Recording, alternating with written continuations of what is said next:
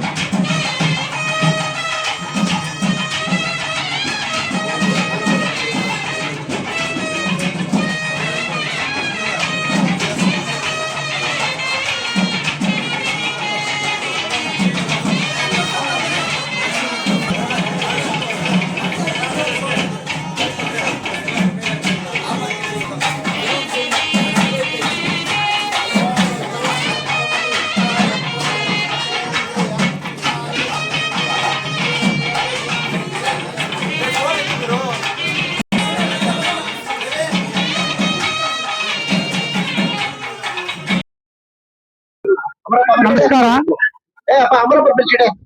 ಈ ದಿನ